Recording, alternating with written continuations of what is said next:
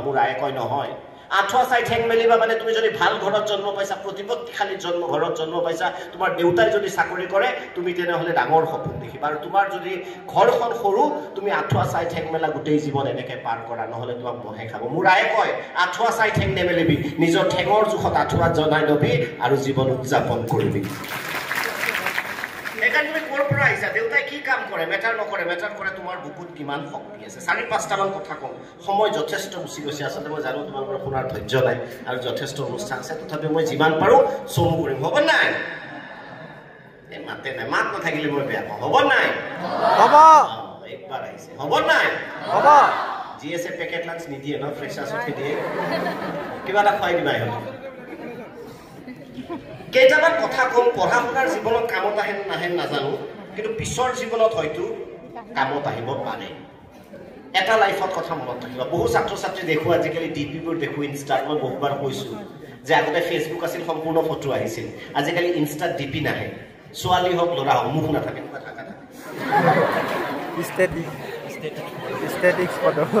নাম থাকিব devil prince ছোৱালীৰো থাকে বাৰ্বি এঞ্জেল মই বোলো নামটো কি হিমাশ্ৰী বোলো হিমাশ্ৰী লিখা অকল বাৰ্বি এঞ্জেল লিখিছা কেনেকৈ বিচাৰিবা মোৰ যিয়ে নহওক অৰ্থাৎ আমি ইমান বিষাদৰ মাজত থাকোঁ সৰু এটা ঘটনা হৈ গ'লে আমি নিৰাশ হৈ যাম যাওঁনে নাযাওঁ এটা কথা লাইফত মনত ৰাখিবা গীতাত যদি বিশ্বাস কৰা ভগৱানত বিশ্বাস কৰা নকৰা মই নাজানো বা গুৰুত্বপূৰ্ণ নহয় এটা কথা গীতাত লিখা আছে যিটো মই মৰ্মে উপলব্ধি কৰিম whatever happens happens for a good reason জীৱনত যেতিয়া বেয়া কিবা এটা হয় সদায় মনত ৰাখিবা যে তোমাৰ কিবা এটা ভালৰ কাৰণে হৈছে তুমি যদি কোনোবা কৃষকৰ ঘৰত জন্ম পাইছা কৃষকৰ ঘৰৰ ছোৱালী দুখ নকৰিবা লাজ নকৰিবা ভগৱানক নকবা দেউতাক প্ৰশ্ন নকৰিবা কিয় মোক জন্ম দিছিলা উদযাপন কৰিবা যে দেউতা মোৰ কৃষক আৰু ইয়াৰ পৰাই গৈ হয়তো ভগৱানে মোৰ কাৰণে এটা পৰিকল্পনা কৰিছে সেইকাৰণে মোক কৃষকৰ ঘৰত জন্ম দিছে যাতে মই জীৱনত আকাশ চুব পাৰোঁ আকাশ চোৱাৰ হেঁপাহ মোৰ বুকুত থাকে দেউতাই যদি টমটম চলাই ডাঙৰ কথা নহয় দুখ নিদিবা লাজ নকৰিবা ভগৱানক ধন্যবাদ দিবা there must have been some reason কিবা নহ'লে কিবা হয়তো ৰিজন আছে যাৰ কাৰণে মোক এইখন ঘৰত জন্ম দিছে যিবোৰ হয় জীৱনত ভালৰ কাৰণে হয় কেতিয়াবা ব্ৰেকআপ হৈ কোনোবাই এৰি গুচি যায় তথাপিও দুখ নকৰিবা ভাবিবা ভালৰ কাৰণে হৈছে ছাৰ এই দুটাটো কথা ক'ব লাগিব বেয়া নাপাব মানে ইহঁতক প্ৰেমৰ কথা নক'লে শুনি ভাল নাপায় আৰু ইহঁতৰ সমস্যা একো নাই ইহঁতে খাব ল'ব পায় ভাল ঘৰতো আছে ভাল ঘৰৰ পৰাও আহে ইহঁতৰ এটাই সমস্যা সেইটো বেমাৰ ভাল হৈ গ'লে 6 কলেজৰ ৰিজাল্ট আৰু ভাল হ'ব বেছি সকলো ইয়াত ভুক্তভোগী এইটো বুলি নহয় জীৱনত যিকোনো কামত যেতিয়া কিবা এটা বেয়া হয় ভাবিবা whatever happens happen for a reason এটা কাহিনী কম মই সাধাৰণতে সাধুৱে কৈ ভাল পাওঁ ভাষণ দিও বেয়া পাওঁ শুনিও বেয়া পাওঁ 10 এপ্ৰিল 1912 চন এই সাধুটো মনত ৰাখিবা জীৱনত যেতিয়া বেয়া দিন আহিব যেতিয়া অকলে কান্দিব মন যাব চিঞৰিব মন যাব চিৎকাৰ কৰিব মন যাব নালাগে মোক এই জীৱন বহু ল'ৰা ছোৱালীক দেখো ডিপ্ৰেশ্যন এংজাইটিত গুচি যায় এই কাহিনীটো শুনিবা সদায় 1912 চনৰ 10 এপ্ৰিল টাইটানিকে যাত্ৰা কৰিছিল ইংলেণ্ডৰ পৰা নিউয়ৰ্কলৈ টাইটানিকৰ যাত্ৰাক লৈ চৌদিশে বিৰাট হাহাকাৰ সকলোৰে হেঁপাহ আছিল টাইটানিকত এবাৰ উঠাৰ টাইটানিক সেই যে দেখিছাই নহয় আটাইতকৈ যিটো জনপ্ৰিয় পোজ জেক আৰু ৰ'জৰ গতিকে সকলোৰে হেঁপাহ আছিল স্কটলেণ্ডত এজন খেতিয়ক আছিল 5টা ল'ৰা ছোৱালী তথাপিও হেঁপাহ আছিল টাইটানিকত যে পোজ দিয়ে my heart go on and on গানটো কি আছিল my heart will go on হয়নে 5টা ল'ৰা ছোৱালী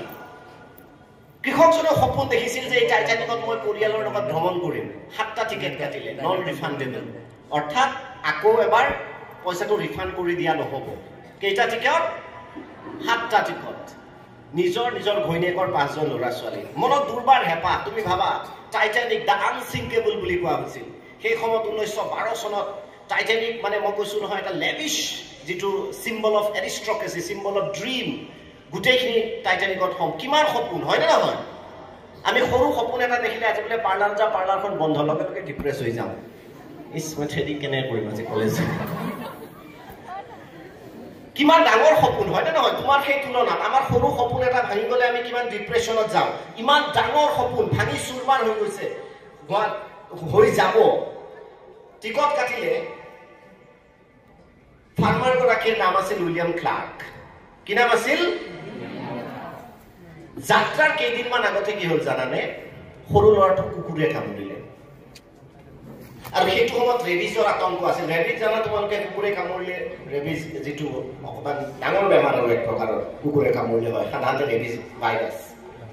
সেই সময়ত স্কটলেণ্ডত এটা নিয়ম আছিল যাক কুকুৰে কামুৰি সি ঘৰত কোৱাৰেণ্টাইন হৈ থাকিব কোৱাৰেণ্টাইন নামটো কৰোনাৰ সময়ত শুনিছা তেওঁলোকক ক'লে যে 15 দিন তোমালোকে ঘৰত কি হৈ থাকিব লাগিব উইলিয়াম ক্লাৰ্কৰ পৰিয়ালটো 15 দিন কি হৈ থাকিব লাগিব